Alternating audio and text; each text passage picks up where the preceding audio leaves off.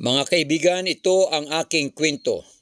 Noong kami ay nasa Turkey, ay dinalaw po namin ang lugar ng Tukali, na kung saan ay halos lahat ng mga bato doon o mga rock ay puro may bahay o may mga nakatirang mga tao noong panahon ng persecution. Sila po ay gumawa ng paraan para hindi sila mapatay o hindi sila malipol ng mga kalaban. So ang mga Kristiyano noon, mahal ko mga kaibigan, ay nakakita ng lugar na ito ay ang Tukali, itong Cappadocia, at yung mga bato, mahal ko mga kaibigan, ay sinilsil nila at doon sila nagtira at tumago para sila ay makalampas sa persecution. Yan po ay nandiyan kami sa lugar mismo na Mrs. Paigaw at makikita po nyo ang sa likod ay puro mga nakausling mga bato. Yang mga batong yan, mahal ko mga kaibigan, ay ginawang mga bahay ng ating mga Kristiyanong mga kaibigan nung unang panahon na sila ay nagkakaroon ng persecution. So dito sa Tukali at sa Cappadocia, mahal ko mga kaibigan, ay makikita po nyo mamaya kung paanong kanilang binutas ang mga bato, ginawang ang mga rocks, at doon sila nanirahan hanggang sa lumampas ang persecution. So narito na, mahal ko mga kaibigan, ipapakita ko na po sa inyo ang mga butas. Yan, makikita po nyo ang mga bato ay may mga butas. Yan po'y mga bahay, mga kwarto po yan. Maliliit lamang po ang mga butas, pero pagdating sa loob, malalapad po yan kasi kami pumasok, si Mrs. Paigaw pumasok, mga kasama po namin yan at mga ibang turista, pumasok din ako at nakita kong maluang sa loob, mahal ko mga kaibigan. Maliit lamang ang pintuan, pero sa loob po ay maluang.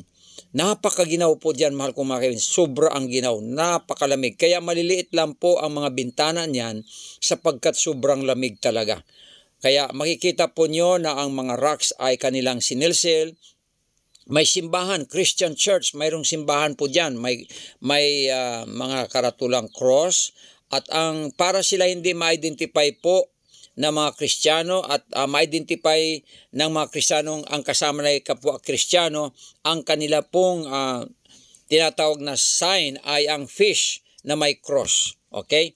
So makikita po nyo ang aming mga kasamahan ay nagpapa-picture sa loob. At yan, mga pintuan po yan, mahal kong mga kaibigan. At mayroon pang nagkwento sa amin na dyan sa loob ay mayroon parang supermarket na nandun ang mga bibili nila ng panahon na yon. So nakapagtataka po, ganoon katyaga silang magsilsil ng mga bundok. Okay, narito panoorin po ang video sa Cappadocia. Ayan. So nakikita po nyo mga kaibigan, talaga naman ang mga bato ay talagang sinilsil nila, mahal kong mga kaibigan. Talagang wala kang ibang makikita kundi butas, kahit papaano ay mayroon silang matirahan. Bukod sa matinding ginaw sa lugar na yon, ay sila po'y hinahanap, hinahunting. This is Cappadocia. Sila, mahal kong mga kaibigan, na tumago dyan sa mga yungib na yan. Hindi yungib kasi gawa nila yan eh. Sinilsin nila at ginawa ng bahay. Tinampon nyo ang mga bahay nila sa mga bato.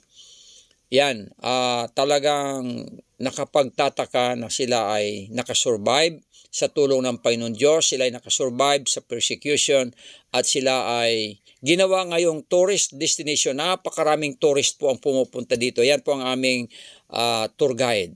Napakaraming tourist ang pumupunta dito para silipin lamang ang remains ng mga Kristiyanong nanirahan dyan nung panahon ng persecution. Kaya mahal ko mga kaibigan, ito ay malaking privilege sa akin na makita ko po yung lugar na pinagtaguan nila habang sila ay tumatago.